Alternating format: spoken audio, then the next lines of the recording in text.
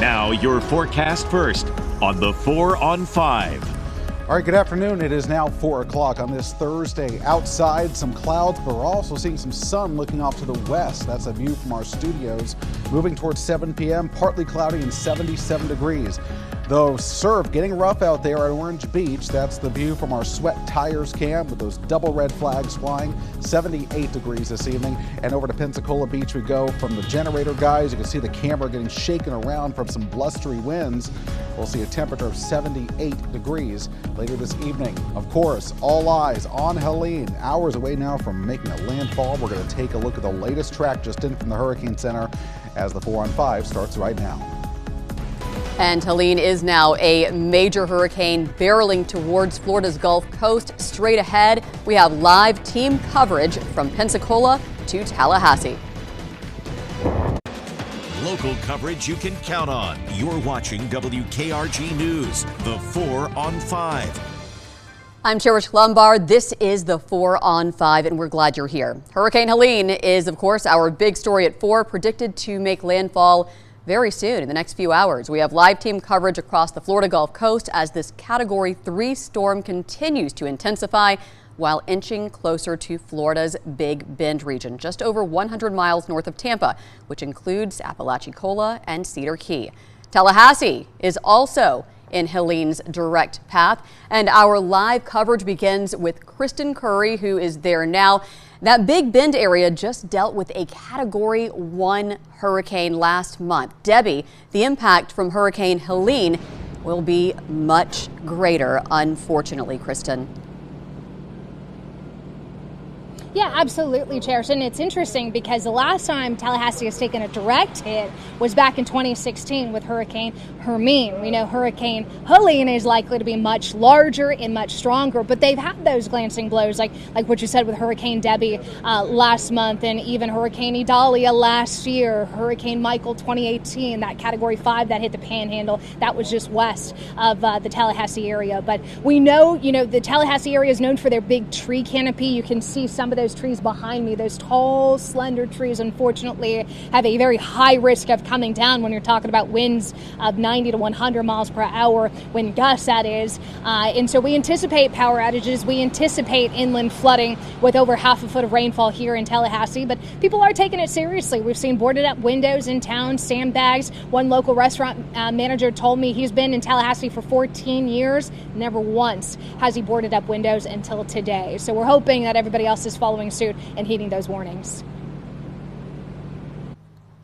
Thank you so much. Now, Chief Meteorologist Ed Bloodsworth is originally from Tampa and has seen his fair share of hurricanes. Ed, you were telling me most of the houses on the coast that are in Helene's path were built about 20 feet off the ground, and while that may be high enough to protect them from storm surge, the rising sea level, it may not be high enough to protect them from the waves that come with it. Yeah, and the surge is really going to be the big issue with this here over the next couple of hours as the storm gets closer. We've already seen tremendous water rise up and down the west coast of Florida from this system, getting into the Tampa Bay area. We're already seeing homes and structures being flooded out, and the storm is still a couple hours away from making landfall, but this is our enhanced satellite. You can see the center really coming into closer view here, and the storm is still strengthening. It's also speeding up at this point, so a catastrophic surge up to 20 feet is still possible.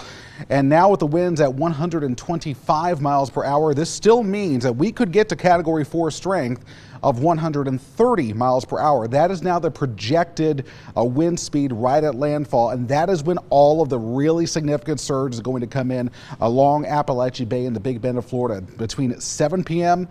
and around midnight. That's when the highest water rise will be. But because of the quick movement of this storm, it's going to race inland. It's going to spread Category 2 winds through south and central Georgia, and perhaps hurricane force winds as far north as Atlanta tonight and early tomorrow morning. It is going to be a tremendous storm as it comes on ashore here later tonight. You can see the eye wall. That's where those strongest winds are going to be located as it continues to race across the Florida-Georgia border through the state. Big time flooding is also going to be an issue across South Carolina, North Carolina, North Georgia, eastern Tennessee as well, where up to 20 inches of rain could fall out of the system. That's where your tremendous winds are going to be with those hurricane warnings in red. Now, for our part of the coast, we're still seeing the potential for tropical storm force conditions along the beaches, along the coast over towards Walton County as well. And so that's where we're going to be seeing some of the significant weather a little bit off to our east. We'll talk a little bit more about our local impacts here in just a bit, Cherish.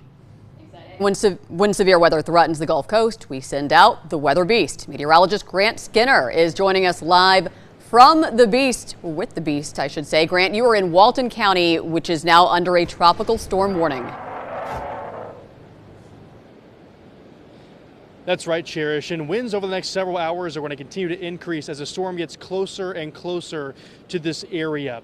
Right now, it's not too bad. Just some annoying rain, nuisance rain across the area, low cloud cover. But check out the surf all across the coastline. You know, one thing that the hurricane hunters mentioned when I was with them yesterday, that I wasn't getting organized yet. It was still a disorganized system. Today, it's organized significantly. And because of that, we're seeing stronger winds offshore. And so because of that, the Gulf is just angry. You can see the waves crashing against the coastline.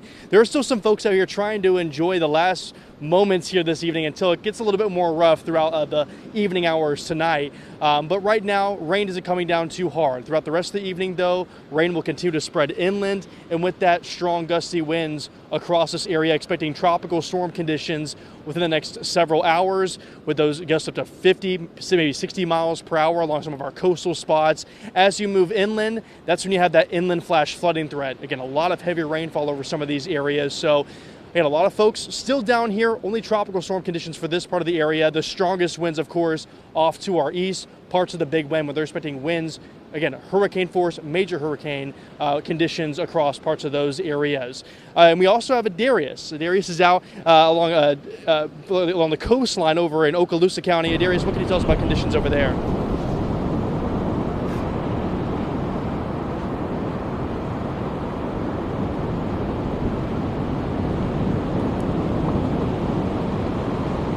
The rain just let up here in Okaloosa County, but the waves are still crashing. The flags on the beach are red, but that's not stopping some of the beachgoers from braving the beach and even some in the water. While the weather is calm at the moment, we're still keeping an eye out for stronger winds and additional rain. Later, we'll share how the United Cajun Navy is stepping in to assist Okaloosa County. But for now, let's head over to Alexa Daly and what's going on at Pensacola Beach.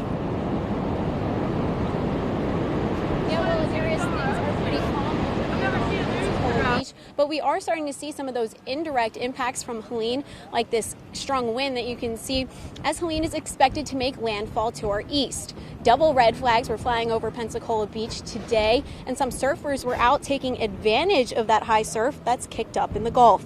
I spoke with some folks earlier outside of a Gulf Breeze hotel who traveled to our area to escape areas that could potentially be hit by Helene. The evacuees I spoke to all say they went through Hurricane Michael and they just weren't ready to do it again. We didn't want to take any chances today, so we wanted to evacuate, get a little bit more west away from the storm so that we didn't have to go through what we went through the last time. Again, what we'll be seeing in our area is some rain, gusty winds, and that rough surf. And as you can see, people are out here on Pensacola Beach just watching that surf while the water is closed. Live on Pensacola Beach, Alexa Daly, WKRG News 5. When we are not on air, you can track Hurricane Helene with our First Alert Storm team by downloading the free WKRG weather app.